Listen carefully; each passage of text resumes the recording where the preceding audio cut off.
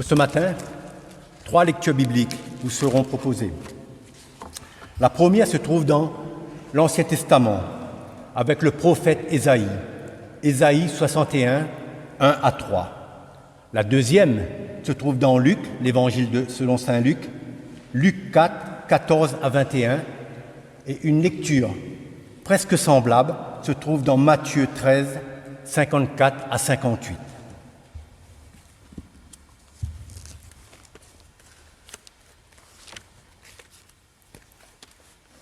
Je lis dans Ésaïe, au chapitre 61. « L'Esprit du Seigneur l'Éternel est sur moi, car l'Éternel m'a oint pour porter de bonnes nouvelles aux malheureux. Il m'a envoyé pour guérir ceux qui ont le cœur brisé, pour proclamer aux captifs la liberté et aux prisonniers la délivrance, pour publier une année de grâce de l'Éternel et un jour de vengeance de notre Dieu, pour consoler tous les affligés, pour accorder aux affligés de Sion un diadème au lieu de la cendre, une huile de joie au lieu du deuil, un vêtement de louange au lieu d'un esprit abattu,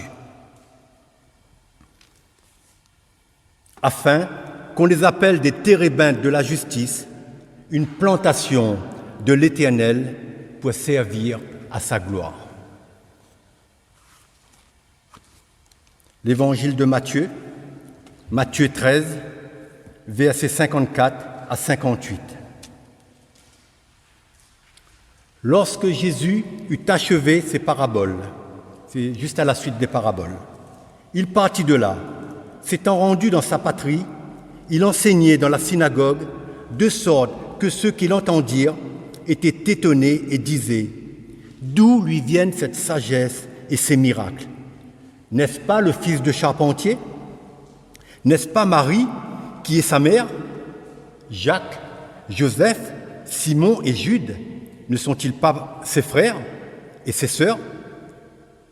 Ne sont-elles pas toutes parmi nous? D'où lui viennent donc toutes ces choses? » Et ils étaient pour eux une occasion de chute. Mais Jésus leur dit, « Un prophète n'est méprisé que dans sa patrie et dans sa maison. » Et il ne fit pas beaucoup de miracles dans ce lieu à cause de leur incrédulité.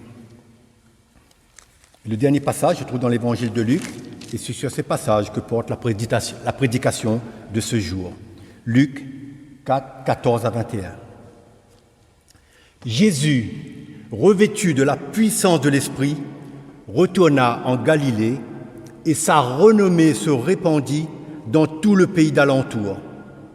Il enseignait dans les synagogues, et il était glorifié par tous. Il se rendit à Nazareth, où il avait été élevé, et, selon sa coutume, il entra dans la synagogue le jour du sabbat. Il se leva pour faire la lecture, et on lui remit le livre du prophète Ésaïe. L'ayant déroulé, il trouva l'endroit où il était écrit « L'Esprit du Seigneur est sur moi, parce qu'il m'a oint pour annoncer une bonne nouvelle aux pauvres. Il m'a envoyé pour guérir ceux qui ont le cœur brisé, pour proclamer aux captifs la délivrance et aux aveugles le recouvrement de la vue, pour envoyer libres les opprimés, pour publier une année de grâce du Seigneur. » Ensuite, il roula le livre, le remit au serviteur et s'assit. Tous ceux qui se trouvaient dans la synagogue avaient les regards fixés sur lui. Alors, il commença à leur dire « Aujourd'hui, cette parole de l'Écriture que vous venez d'entendre est accomplie. » Et tous lui rendaient témoignage. Ils étaient étonnés des paroles de grâce qui sortaient de sa bouche. Et ils disaient « N'est-ce pas le fils de Joseph ?» Jésus leur dit « Sans doute vous m'appliquerez ce proverbe. Médecin, guéris-toi toi-même. Et vous me direz « Fais ici dans ta patrie tout ce que nous avons appris que tu as fait à Capharnaüm. » Mais, ajouta-t-il, je vous l'ai dit en vérité, Aucun prophète n'est bien reçu dans sa patrie. Je vous le dis en vérité. Il y avait plusieurs veuves en Israël du temps d'Élie, lorsque le ciel fut fermé 3 ans et 6 mois, et qu'il y eut une grande famine sur toute la terre. Et cependant, Élie ne fut envoyé vers aucune d'elles, si ce n'est vers les femmes veuves, à Sérapta et dans le pays de Sidon. Il y avait aussi plusieurs lépreux en Israël au temps d'Élisée, le prophète, et cependant, aucun d'eux ne fut purifié, si ce n'est Naaman, le Syrien. Ils furent tous remplis de colère dans la synagogue lorsqu'ils entendirent ces choses, et s'étant levés, ils le chassèrent de la ville et le menèrent jusqu'au sommet de la montagne sur lequel leur ville était battue, afin de le précipiter d'en bas. Mais Jésus, passant au milieu d'eux, s'en alla. Seigneur, ta parole est la vérité. Sanctifie-nous par ta vérité. Amen.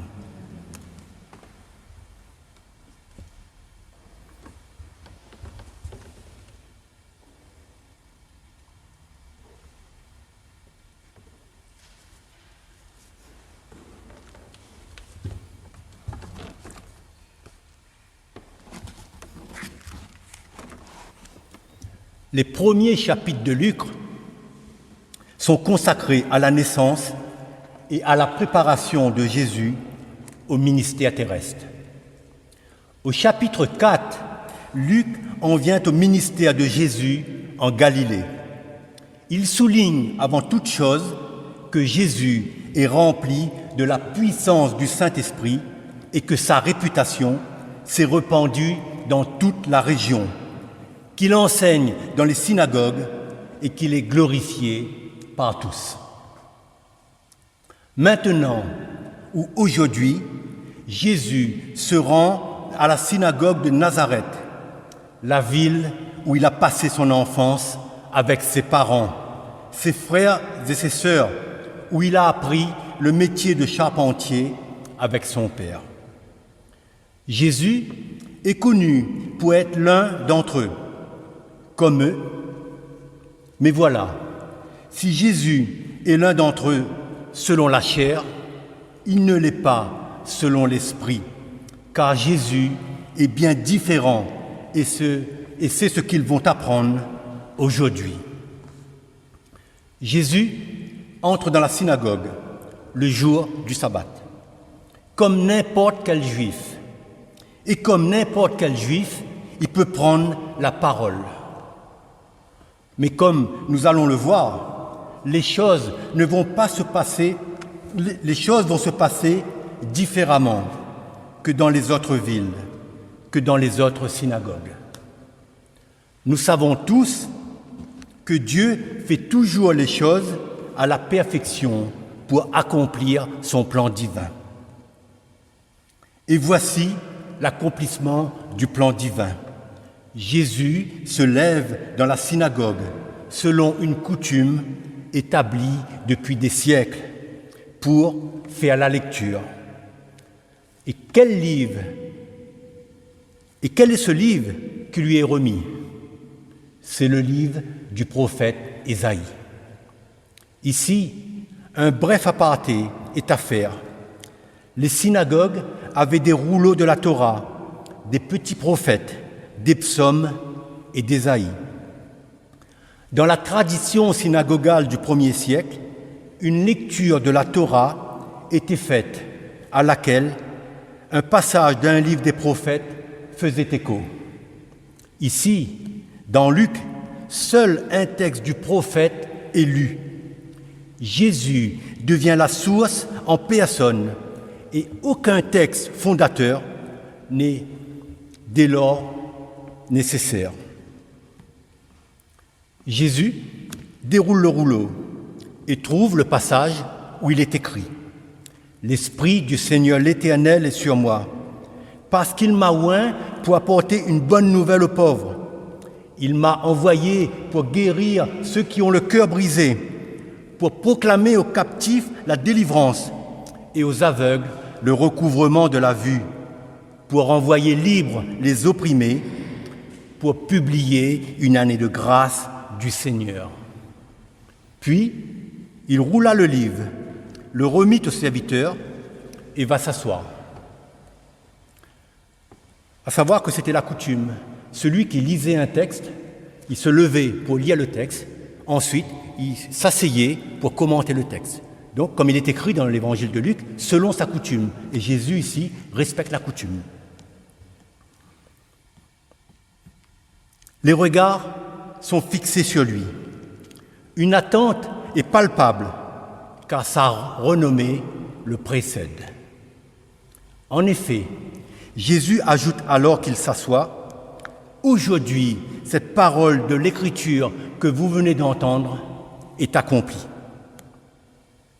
Les gens qui sont dans la synagogue ont entendu parler des prodiges qu'il a fait à Capharnaüm et ils s'attendent à quelque chose et leurs regards sont toujours fixés sur lui. Alors, lorsqu'il dit que cette parole est accomplie, ils attendent la suite. C'est dans sa patrie, dans sa ville, que Jésus annonce l'accomplissement de la prophétie d'Ésaïe. L'aujourd'hui de Dieu se manifeste dans la synagogue de Nazareth. La prophétie messianique est lue par Jésus. Il est l'accomplissement de la prophétie donnée par Dieu. L'aujourd'hui de Dieu se manifeste auprès de ceux qui ont connu Jésus depuis son enfance. Mais que dit cette prophétie en fait ? Elle dit « Il m'a oint ou désigné. Il m'a envoyé pour guérir et il m'a envoyé pour proclamer. » C'est ici que la mission et la prédication de Jésus sont annoncées. C'est en Jésus que l'intervention divine est devenue réalité. D'ores et déjà, Jésus annonce qu'il est l'envoyé de Dieu. Cette mission est d'ailleurs reprise dans l'Évangile selon Jean à maintes reprises. Toutefois, et ça c'est important de le souligner, Jésus omet de lire intégralement le texte d'Ésaïe. En effet, le texte d'Ésaïe dit, je lis, « Pour publier une année de grâce de l'Éternel et un jour de vengeance de notre Dieu. » Jésus arrête sa lecture au milieu de la phrase.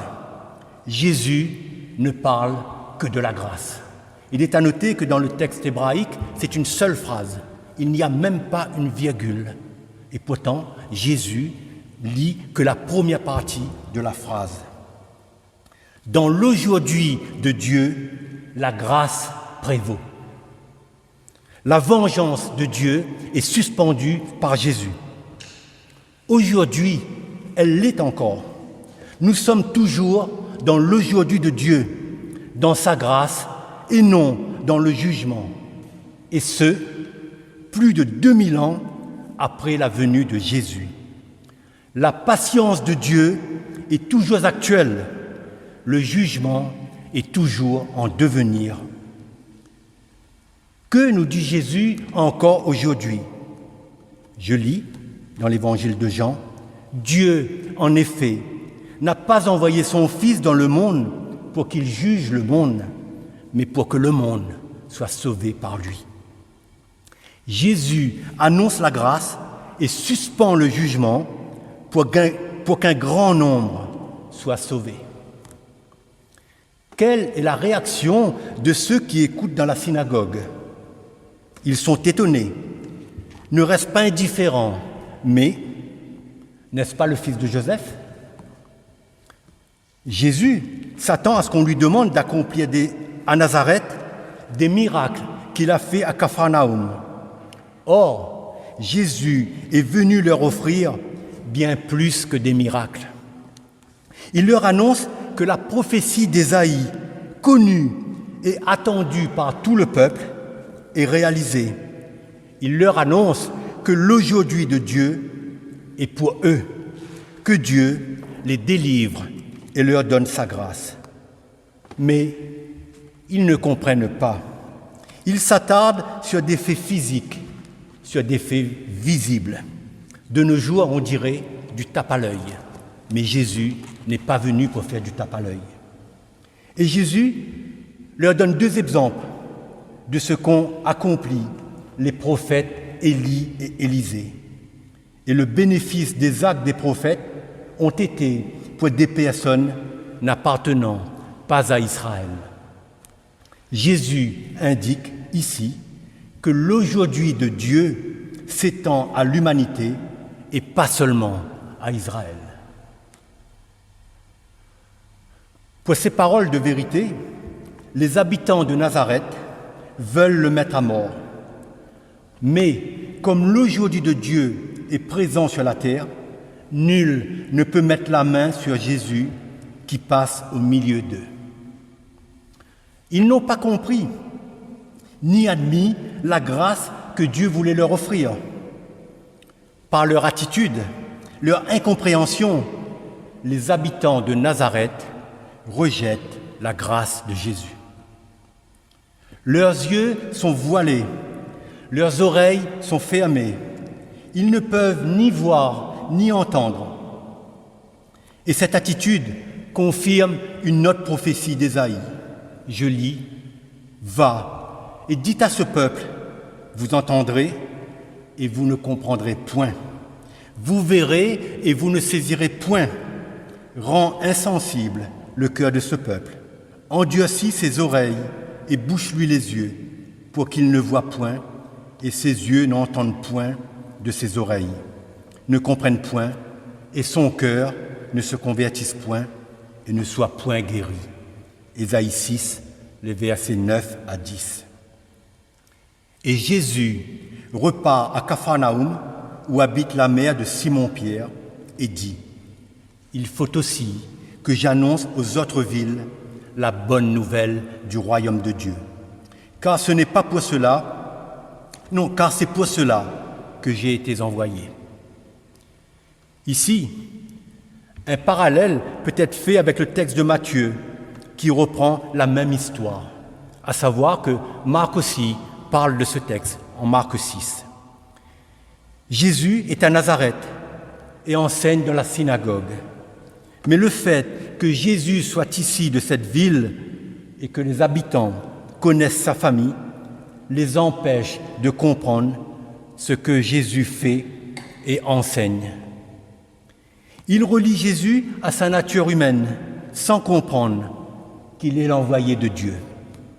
Sa double nature, c'est-à-dire homme et Dieu, 100% homme et 100% Dieu, ne leur est pas accessible alors qu'ils ont conscience de sa sagesse et de sa capacité à accomplir des miracles. Jésus connaît le cœur de l'homme et il sait qu'il peut être une occasion de chute, comme cela l'a été pour les habitants de Nazareth. Jésus donne la même réponse aux disciples de Jean-Baptiste qui viennent lui demander de la part de leur maître s'il est le Messie ou s'il faut en attendre un autre. Jésus leur répond « Allez rapporter à Jean ce que vous avez vu et entendu. Les aveugles voient, les boiteux marchent, les lépreux sont guéris, les sourds entendent, les morts ressuscitent et la bonne nouvelle est annoncée aux pauvres.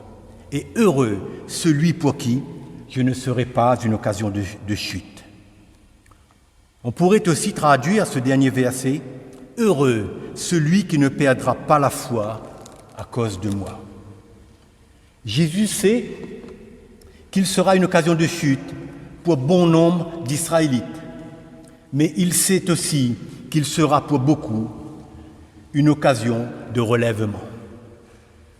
L'aujourd'hui de Dieu, la grâce, le pardon sont annoncés depuis des siècles à Israël. Et lorsque la prophétie se réalise, elle ne correspond pas à l'attente qu'il s'est forgée dans leur cœur. Le Messie attendu est un roi humain comme David. Or, David est une préfiguration du Christ, du Messie. Le roi qu'Israël attend doit les libérer du joug romain. Leur attente n'est qu'une attente terrestre, alors que Jésus, le Messie, leur offre une espérance céleste, leur offre le royaume de Dieu. Jésus leur dit, « Le royaume de Dieu s'est approché de vous. Le royaume de Dieu est au milieu de vous. » Le peuple lisait la Torah et les prophéties chaque Shabbat, à la synagogue, mais leur incompréhension demeurait voilée. Il en a été de même pour Zachée. Les Juifs reprochent à Jésus d'être allé loger chez lui et murmurent. Il est allé loger chez un homme pécheur. Et quelle a été la réponse de Jésus? Car le Fils de l'homme est venu chercher et sauver ceux qui étaient perdus. Et Jésus continue en disant, « Le salut est entré aujourd'hui dans cette maison. » Luc 19, 9.